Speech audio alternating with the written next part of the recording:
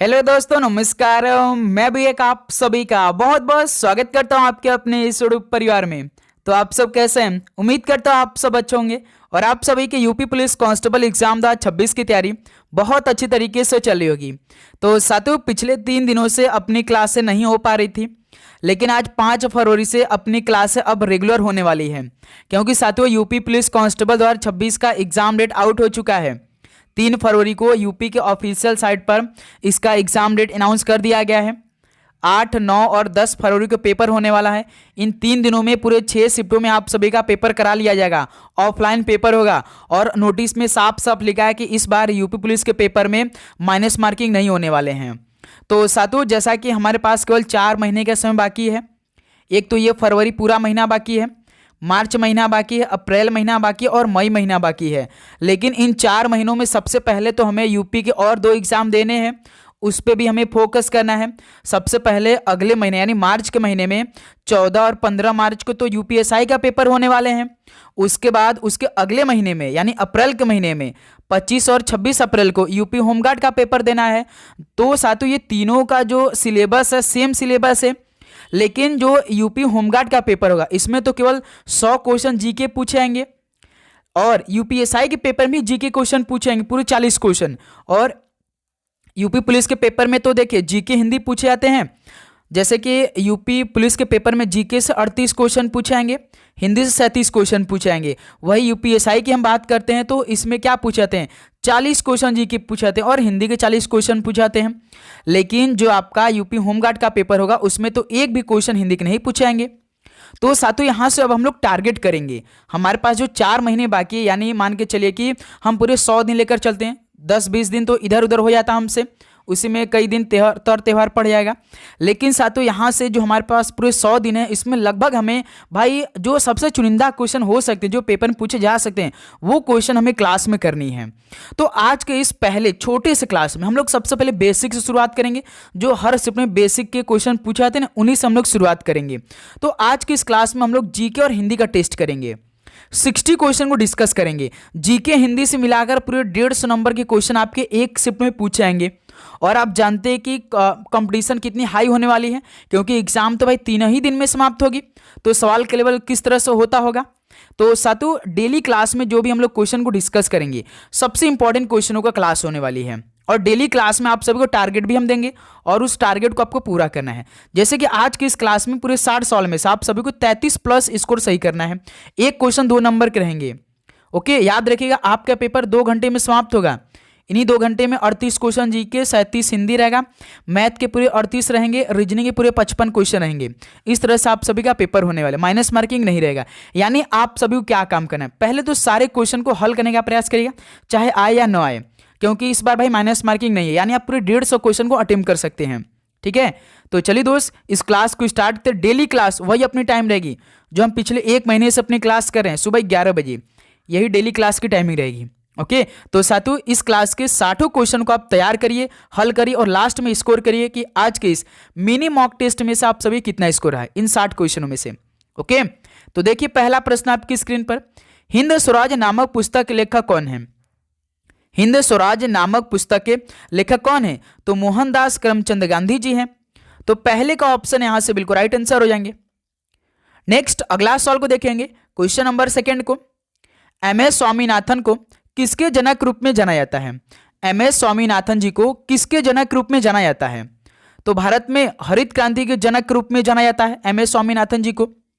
तो पहला ऑप्शन है क्या हो जाएगा, बिल्कुल राइट आंसर हो जाएंगे, पहला ऑप्शन आपका राइट आंसर हो जाएंगे। नेक्स्ट अगला सवाल को देखिए, क्वेश्चन नंबर 3 को, भारतीय प्रौद्योगिकी संस्थान कानपुर की स्थापना किस वर्ष में हुई थी? भारतीय प्रौद्योगिकी संस्थान कानपुर की स्थापना किस वर्ष में किया गया था? तो 1959 में किया गया था। ऑप्शन है बिल्कुल राइट आंसर हो जाएंगे। नेक्स्ट अगला सवाल को देखेंगे, क्वेश्चन नंबर 4 को, राष्ट्रीय मानवाधिकार आयोग एनएचआरसी की स्थापना किस वर्ष हुई थी? राष्ट्रीय मानवाधिकार आयोग की स्थापना किस वर्ष में हुई थी? तो 1993 में हुई थी। ऑप्शन है बिल्कुल राइट आंसर हो जाएंगे। नेक्स्ट अगला सवाल को देखेंगे, क्वेश्चन नंबर 5 को, 1909 के भारतीय परिषद अधिनियम को किस रूप में जाना जाता था? 1909 के भारतीय परिषद अधिनियम को किस रूप में जाना जाता था? तो इसे मार्ले मिंटो सुधार के रूप में जाना जाता था। डी ऑप्शन बिल्कुल राइट आंसर हो जाएंगे। अगला सवाल को देखिए, क्वेश्चन नंबर 6 को, भारत में सर्वोच्च कानून अधिकारी कौन होते हैं? भारत में सर्वोच्च कानून अधिकारी कौन है इनमें से? तो भारत के महान्यायवादी होते हैं। ऑप्शन ए बिल्कुल राइट आंसर हो जाएंगे। अगला सवाल को देखेंगे, क्वेश्चन नंबर 7 को, भारत में उच्च न्यायालय की संस्था पहली बार किस वर्ष में स्थापित की गई थी? भारत में उच्च न्यायालय की संस्था पहली बार किस वर्ष में स्थापित किया गया था? तो 1862 में पहली बार स्थापित किया गया था। सी ऑप्शन राइट आंसर हो जाएंगे। अगला सवाल को हल करेंगे, क्वेश्चन नंबर 8 को, कश्मीर दी वाजपेयी ईयर्स नामक किताब के लेखक कौन है? बताइए, कश्मीर दी वाजपेयी ईयर्स नामक किताब के लेखक इनमें से कौन है? तो A.S. दुलत हैं। सी ऑप्शन राइट आंसर हो जाएंगे। अगला सवाल को देखिए, क्वेश्चन नंबर 9 को, 1932 में अखिल भारतीय हरिजन संघ की स्थापना किसने की थी? 1932 में अखिल भारतीय हरिजन संघ की स्थापना किसने किया था? तो महात्मा गांधी जी ने किया था। ऑप्शन बी राइट आंसर हो जाएंगे। अगला सवाल को देखिए, क्वेश्चन नंबर 10 को, बंबई और ठाणे के बीच किस साल पहली रेलवे लाइन बिछाई गई? बंबई और ठाणे के बीच किस साल पहली रेलवे लाइन बिछाई गई थी? तो वर्ष 1853 बिछाई गई थी। ऑप्शन ए बिल्कुल राइट आंसर हो जाएंगे। ओके, और साथियों आगे बढ़ने से पहले आप सभी क्या करेंगे, पहले तो चैनल को सब्सक्राइब कर लेंगे और आप सभी को अपने एग्जाम में बैठने से पहले ये यूपी पुलिस एग्जाम 2026 के लिए, यूपी होमगार्ड एग्जाम 2026 के लिए, प्लस यूपीएसआई के लिए ये पूरे 10 टेस्ट आपको लगाना है। याद रखिए, इस 10 टेस्ट में आपको पूरे नए 1500 क्वेश्चन मिलेंगे भाई। यदि आप सभी का टारगेट है यूपी पुलिस एग्जाम या यूपी होमगार्ड या यूपीएसआई, तो ये पूरे 150 क्वेश्चन यानी पूरे 1500 क्वेश्चन लगाना है। इसमें आपको क्या मिलेगा? संपूर्ण GK, UP GK, Hindi, maths, reasoning plus current affair. एक तरह का ये टेस्ट है भाई, ये एक तरह का ये टेस्ट है। इस टेस्ट के सारे क्वेश्चन को आपको तैयार करना है। ओके, ये समझिए कि आपके एग्जाम ओरिएंटेड सारे क्वेश्चन आने वाले हैं। जैसे कि एक शिफ्ट में आपके पेपर में पूरे 150 क्वेश्चन पूछेंगे, तो साथों इसी तरह एक टेस्ट में पूरे 150 क्वेश्चन है भाई। आप सभी को अपने पेपर में बैठने से पहले ये पूरे 150 क्वेश्चन को तैयार करना है। और ये मिले कैसे? आप सभी को इस नंबर पे आप सभी को मैसेज करना है। ये जो आप सभी के सामने नंबर दिखाई दे रहा है, इस पर मैसेज करना है। यह भी डिस्काउंट चला भाई, मात्र 50 रुपीज आपको पे करके ये पूरे नए 15 क्वेश्चन आपको अपने पेपर से पहले तैयार करना है। ओके, तो जल्दी से जल्दी करिए भाई, टाइम नहीं है भाई, क्योंकि मार्च के महीने में, अप्रैल के महीने में 1 महीने का गैप मिलेगा, उसके बाद आपका यूपी पुलिस का पेपर होने वाले हैं। ओके, तो साथियों ये पूरे 150 क्वेश्चन आप सबसे पहले तैयार करिए। 150 नहीं भाई, पूरे 15 क्वेश्चन हैं। देखिए क्वेश्चन नंबर 11, राष्ट्रीय आयुष मिशन किससे संबंधित है? राष्ट्रीय आयुष मिशन किससे संबंधित है? तो स्वास्थ्य से संबंधित है। बी ऑप्शन बिल्कुल राइट आंसर है।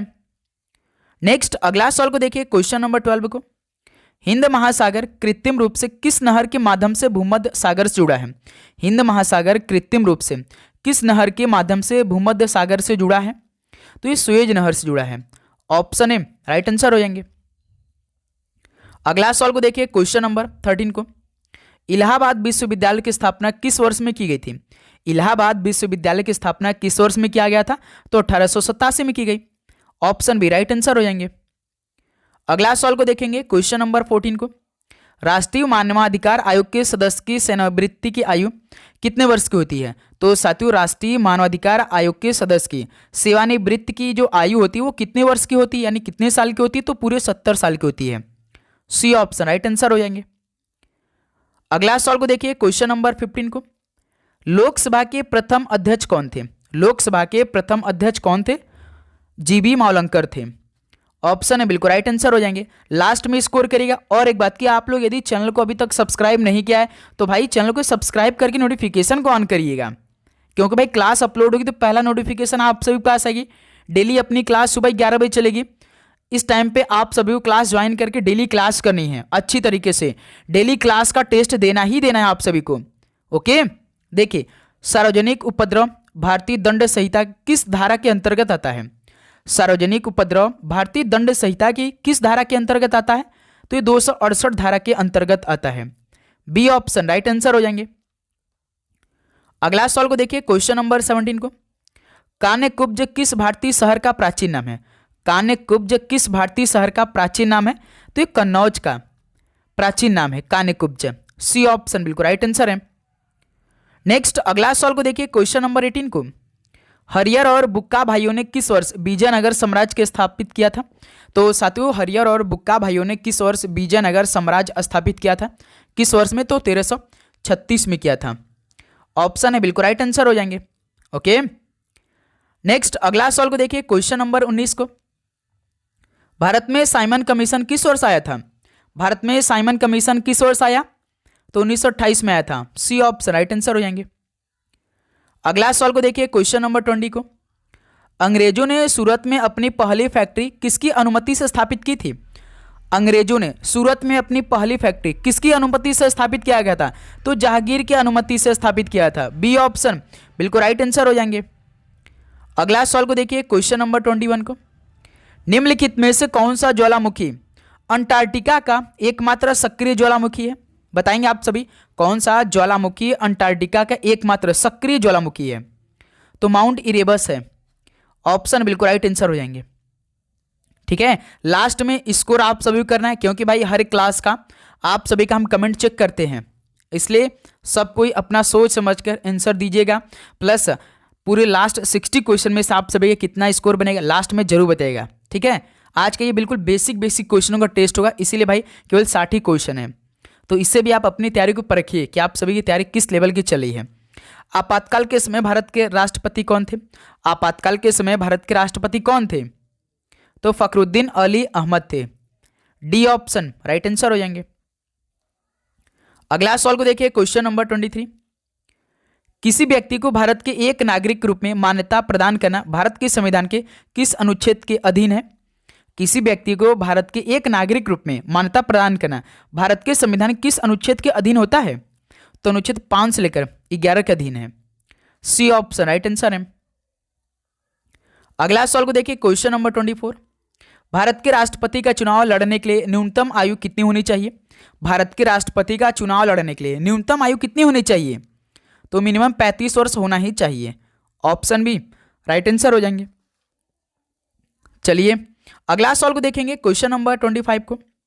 संघाई सहयोग संगठन का मुख्यालय कहाँ स्थित है? संघाई सहयोग संगठन का मुख्यालय कहाँ पर स्थित है? तो बीजिंग में स्थित है। ऑप्शन बी बिल्कुल राइट आंसर है। अगला सवाल को देखिए, क्वेश्चन नंबर 26। राष्ट्रीय सुरक्षा परिषद का अध्यक्ष कौन होता है? राष्ट्रीय सुरक्षा परिषद का अध्यक्ष कौन होते हैं? बताएंगे आप सभी। देश के प्रधानमंत्री होते हैं, यानी वर्तमान में कौन होंगे राष्ट्रीय सुरक्षा परिषद के अध्यक्ष? पीएम मोदी जी होंगे। बी ऑप्शन राइट आंसर हो जाएंगे। ओके, अगला सवाल को देखिए, क्वेश्चन नंबर 27। हरिवंश राय बच्चन को उनके किस काव्य संग्रह के लिए जाना जाता है? हरिवंश राय बच्चन को उनके किस काव्य संग्रह के लिए जाना जाता है? तो भाई मधुशाला के लिए। ऑप्शन डी बिल्कुल राइट आंसर हो जाएंगे। अगला सवाल को देखिए, क्वेश्चन नंबर 28 को। निम्न में कौन सा युग्म सुमेलित नहीं है? बताएंगे आप सभी, इनमें से कौन सा युग्म सुमेलित नहीं है? जैसे देखिए, आर्य समाज 1875 ईस्वी में, ठीक है। रामकृष्ण मिशन 1892 में नहीं हुआ था, 1897 में हुआ था, यानी यही आपका युग्म सही नहीं है। प्रार्थना समाज 1867 ईस्वी में, ठीक है। थियोसोफिकल सोसाइटी 1875 ईस्वी में। तो इस सवाल का भाई बी ऑप्शन आपका राइट आंसर है। ठीक है, चलिए अगला सवाल को देखिए, क्वेश्चन नंबर 29। गुप्तकालीन नवरत्न किस शासक के दरबार में थे? गुप्तकालीन नवरत्न किस शासक के दरबार में थे? तो चंद्रगुप्त द्वितीय के दरबार में थे। डी ऑप्शन राइट आंसर है। अगला सवाल को देखिए, क्वेश्चन नंबर 30। महात्मा बुद्ध के गृह त्याग को बौद्ध ग्रंथों में क्या कहा जाता है? बताइए, महात्मा बुद्ध के गृह त्याग को बौद्ध ग्रंथों में क्या कहा जाता है? महाभिनिष्क्रमण कहा गया है। सी ऑप्शन बिल्कुल राइट आंसर हो जाएंगे। ओके, चलिए अगला सवाल कॉल करिए, क्वेश्चन नंबर 31 को। कौन सा राष्ट्रीय राजमार्ग नागपुर को कन्याकुमारी से जोड़ता है? यानी कौन सा नेशनल हाईवे है कि जो कि नागपुर को कन्याकुमारी से जोड़ता है? तो NH7 है। बी ऑप्शन बिल्कुल राइट आंसर है। अगला सवाल को देखिए, क्वेश्चन नंबर 32। सरकार के विरुद्ध अविश्वास प्रस्ताव संसद के किस सदन में लाया जाता है? तो साथियों, सरकार के विरुद्ध अविश्वास प्रस्ताव संसद के किस सदन में लाया जाता है? तो लोकसभा में लाया जाता है। ऑप्शन यहां से बिल्कुल राइट आंसर हो जाएंगे। नेक्स्ट अगला सवाल को देखिए, क्वेश्चन नंबर 33। भारतीय संविधान में किस अनुच्छेद के आधार पर संशोधन किया जाता है? तो साथियों, भारतीय संविधान में किस अनुच्छेद के आधार पर संशोधन किया जाता है? ध्यान रखिएगा, अनुच्छेद 368 के तहत पे। डी ऑप्शन बिल्कुल राइट आंसर हो जाएंगे। अगला सवाल को देखिए क्वेश्चन नंबर 34 को, निम्नलिखित में से किसी लोकसभा की कार्यवाहियों में भाग लेने का अधिकार तो है परंतु मत देने का अधिकार नहीं है। बताइए, किसी लोकसभा की कार्यवाहियों में भाग लेने का तो अधिकार है परंतु मत देने का अधिकार उन्हें नहीं है। बताइए किसे ऐसा भाई अधिकार नहीं है? तो राज्यसभा का सभापति जो होते हैं। डी ऑप्शन बिल्कुल राइट आंसर है। अगला सवाल को देखिए क्वेश्चन नंबर 35 को, उत्तर प्रदेश में चित्रकला की लखनऊ शैली का विकास किसने किया? उत्तर प्रदेश में चित्रकला की लखनऊ शैली का विकास किसने किया था? असित कुमार हलदार ने किया था। ऑप्शन डी राइट आंसर हो जाएंगे। अगला सवाल को देखिए क्वेश्चन नंबर 36, मध्यकाल में उत्तर प्रदेश की प्रमुख चित्रकला शैली कौन थी? मध्यकाल में उत्तर प्रदेश की प्रमुख चित्रकला शैली कौन थी? तो मुगल शैली थी। डी ऑप्शन राइट आंसर हो जाएंगे। अगला सवाल को देखिए क्वेश्चन नंबर 37 को, पुलिस लोक सड़क इत्यादि पर व्यवस्था बनाए रखेगी, यह किस धारा में है? पुलिस लोक सड़क इत्यादि पर व्यवस्था बनाए रखेगी, तो यह धारा 33 में है। बी ऑप्शन बिल्कुल राइट आंसर है। ओके, तो साथियों आप चैनल को सब्सक्राइब करने के बाद मेन आपका नोटिफिकेशन ऑन करना है भाई। तो आप सभी से हम रिक्वेस्ट करेंगे भाई, मेन आप नोटिफिकेशन को ऑन करेंगे, क्लास अपलोड होगी तो पहला नोटिफिकेशन आप सभी पास जाएगी। संविधान के किस अनुच्छेद के तहत जीएसटी परिषद का गठन किया गया? संविधान के किस अनुच्छेद के तहत जीएसटी परिषद का गठन किया गया? तो अनुच्छेद 279A के तहत किया गया। ऑप्शन है बिल्कुल राइट आंसर है। अगला सवाल को देखिए क्वेश्चन नंबर 39, ओष्ठ दीर्घ स्वर का उदाहरण कौन सा है? ओष्ठ दीर्घ स्वर का उदाहरण कौन सा है भाई? तो ऊ है, ध्यान रखिएगा। डी ऑप्शन बिल्कुल राइट आंसर हो जाएंगे। ओष्ठ दीर्घ स्वर की बात कर रहा है। अब देखिए जो आपका छोटा ऊ है, ये पहला ऑप्शन जो है ये कौन सा है? तो ओष्ठ ह्रीस्व स्वर का ये उदाहरण है। किसका है? ओष्ठ का तो है लेकिन ह्रीस्व स्वर का उदाहरण है। ओके, जो छोटी है ये तालब स्वर है, जो छोटी है ना ये तालब स्वर है। जो री है भाई ये मूर्धा का है। ठीक है, अच्छी तरीके से ये सभी भी आप याद करते चलेंगे। इनमें से संज्ञा का भेद कौन सा नहीं है? संज्ञा का भेद कौन सा नहीं है इनमें से? बताइए आप सभी।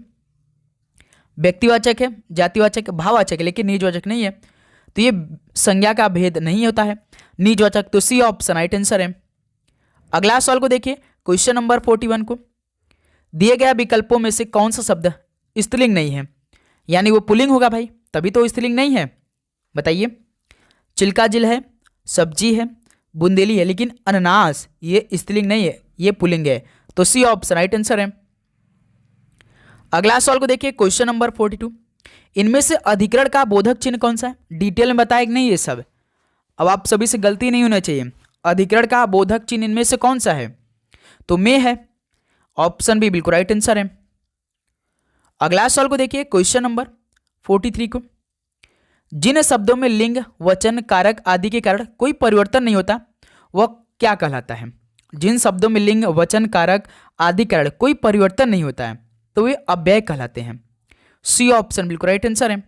ओके, चलिए अगला सवाल को देखिए क्वेश्चन नंबर 44 को, कृत और तद्धित इनमें से किसके भेद है? बताएंगे भाई, बहुत अच्छी तरीके से आप सभी को मालूम होना चाहिए किसके भेद होते हैं कृत और तद्धित। तो प्रत्यय के ये भेद हैं। सी ऑप्शन राइट आंसर है। अगला सवाल को देखिए क्वेश्चन नंबर 45 को, दिए गए विकल्पों में से स्वागत का विच्छेद क्या होगा? स्वागत का विच्छेद बनाइए, क्या होता है? सु प्लस आगत होता है स्वागत। तो ऑप्शन बिल्कुल राइट आंसर है। अगला सवाल को देखिए क्वेश्चन नंबर 46 को, प्रतिक्षण शब्द में कौन सा समास लगा है? प्रतिक्षण में कौन सा शब्द, इसमें कौन सा समास लगा है? तो इसमें अव्ययी भाव समास है। ऑप्शन बी बिल्कुल राइट आंसर हो जाएंगे। नेक्स्ट अगला सवाल को देखेंगे क्वेश्चन नंबर 47 को, इनमें से कौन सा शब्द पाश्चात्य का विलोम है? तो साथियों कौन सा शब्द पाश्चात्य का विलोम है? तो याद रखिए पौर्वोत्य है। कौन है भाई? पौर्वोत्य है, ये पाश्चात्य का विलोम है। ऑप्शन बिल्कुल राइट आंसर है। ठीक है, नेक्स्ट अगला सवाल को देखिए क्वेश्चन नंबर 48 को, दिए गए विकल्पों में से अवनी का विलोम शब्द कौन सा होगा? बताइए अवनी का विलोम शब्द। तो अवनी का अंबर होगा। डी ऑप्शन बिल्कुल राइट आंसर हो जाएंगे। नेक्स्ट अगला सवाल को देखेंगे क्वेश्चन नंबर 49 को, कपूत का पर्यायवाची शब्द कौन सा होगा? कपूत का पर्यायवाची बताइए, इनमें से कौन सा होगा? तो कुपुत्र है। ऑप्शन बिल्कुल राइट आंसर है। अगला सवाल कॉल करिए क्वेश्चन नंबर 50 को, जो ममत्व से रहित हो इसके लिए एक शब्द कौन सा होगा? जो ममत्व से रहित हो इसके लिए एक शब्द कौन सा है? तो निर्मम होता है भाई, उसके लिए एक शब्द ऑप्शन बी राइट आंसर है। अगला सवाल को देखिए, क्वेश्चन नंबर 51। मेरी जेब में 10 रुपए हैं, वाक्य में प्रयुक्त काल कौन सा है? मेरी जेब में 10 रुपए हैं, तो इसमें प्रयुक्त काल कौन सा है? तो याद रखिएगा, न तो संदिग्ध वर्तमान काल है, न अपूर्ण वर्तमान काल है, न पूर्ण वर्तमान काल है, यानी इसमें डी ऑप्शन आपका बिल्कुल राइट आंसर हो जाएंगे। तो बता सकते हैं कि मेरी जेब में 10 रुपए हैं, इसमें कौन सा काल लगा है? कमेंट सेक्शन में आपसे बताइए जरा। ये सवाल आपके लिए होमवर्क रहेगा भाई। कल की क्लास यहीं से हिंदी में शुरुआत होगी। ओके, अगला सवाल देखिए, क्वेश्चन नंबर 52। वाच्य क्या है भाई? वाच्य क्या है? तो क्रिया का रूपांतरण वाच्य होते हैं, ऑप्शन बिल्कुल राइट आंसर हो जाएंगे। अगला सवाल को देखिए, क्वेश्चन नंबर 53। जान पर खेलना मुहावरे का क्या अर्थ है? जान पर खेलना मुहावरे का अर्थ क्या बनेगा? यानी बहुत बड़ा जोखिम लेना, तो ऑप्शन बिल्कुल राइट आंसर हो जाएंगे। अगला सवाल को देखिए, क्वेश्चन नंबर 54 का राइट आंसर क्या बनेगा? अस्थाई भाव की संख्या मानी गई है, अस्थाई भाव की संख्या कितनी मानी गई है? तो पूरे 9 मानी गई है, डी ऑप्शन बिल्कुल राइट आंसर है। चलिए भाई, अगला सवाल कॉल करिए, क्वेश्चन नंबर 55 को। निम्नलिखित में से कौन सा अर्थालंकार नहीं है? इनमें से कौन सा अर्थालंकार नहीं है? जैसे विरोधाभास, विभावना, भ्रांतिमान, ये अर्थालंकार है भाई, लेकिन इसलिए जो है ये अर्थालंकार नहीं है, तो सी ऑप्शन राइट आंसर हो जाएंगे। अगला सवाल को देखिए, क्वेश्चन नंबर 56 को। हिंदी साहित्य के प्रारंभिक काल को आदिकाल नाम किसने दिया? हिंदी साहित्य के प्रारंभिक काल को आदिकाल नाम किसने दिया था? तो हजारी प्रसाद द्विवेदी ने दिया था, ऑप्शन बिल्कुल राइट आंसर हो जाएंगे। चलिए भाई, अगला सवाल कॉल करिए, क्वेश्चन नंबर 57। चंदायन किस कवि की रचना है? चंदायन किस कवि की रचना है? तो ये मुल्ला दाऊद की है, डी ऑप्शन बिल्कुल राइट आंसर है। अगला सवाल को देखिए, क्वेश्चन नंबर 58। काव्य में कितने रस माने जाते हैं? काव्य में तो 9 रस माने जाते हैं, सी ऑप्शन राइट आंसर हो जाएंगे। अगला सवाल को देखिए, क्वेश्चन नंबर 59 को। संज्ञा एवं सर्वनाम की विशेषता बताने वाले शब्द क्या कहलाते हैं? संज्ञा एवं सर्वनाम की विशेषता बताने वाले शब्द क्या कहलाते हैं? तो विशेषण कहलाते हैं, सी ऑप्शन राइट आंसर हो जाएंगे। ओके, चलिए अगला सवाल कॉल करिए, क्वेश्चन नंबर 60। कृष्ण के किस पर्याय में बहुब्रीहि समास है? कृष्ण के किस पर्याय में बहुब्रीहि समास है? तो भाई मुरारी के, बी ऑप्शन बिल्कुल राइट आंसर है। तो साथियों फाइनली ये 60 क्वेश्चन कंप्लीट हो चुके हैं। अब बताइए कि आप सभी का इन 60 क्वेश्चन में से कितना स्कोर है? सभी दोस्त ईमानदारी के साथ बताएंगे कि आप सभी का इन 60 क्वेश्चन में से कितना स्कोर है। तो उम्मीद करूंगा दोस्त आज के इस पहले समझे कि मिनी मॉक टेस्ट में से आपका स्कोर 33 प्लस स्कोर अच्छी तरीके से बना होगा। यदि आप सभी को भाई किसी भी प्रश्न पे डाउट है तो कमेंट सेक्शन में जरूर बताइएगा। डाउट आपको लेकर नहीं चलना, डेली क्लास करनी सुबह 11 बजे। टारगेट हमें पूरा करना है भाई, पूरे एग्जाम तक, पूरे मई तक हमें क्लास करनी है, जून में तो हमें एग्जाम ही देना है। ओके, तो भाई अच्छे से हम लोग मिलकर तैयारी करेंगे, एक एक दिन क्लास में जितने भी क्वेश्चन होंगे उसे तैयार करेंगे, रिवीजन करेंगे, यही टारगेट रहेगा। ठीक है, तो भाई आप चैनल को जरूर सब्सक्राइब करिएगा, नोटिफिकेशन को ऑन करिएगा, पढ़ाई करिए अच्छे से। सभी को ऑल द बेस्ट, धन्यवाद। मिलते हैं एक और नए क्लास में।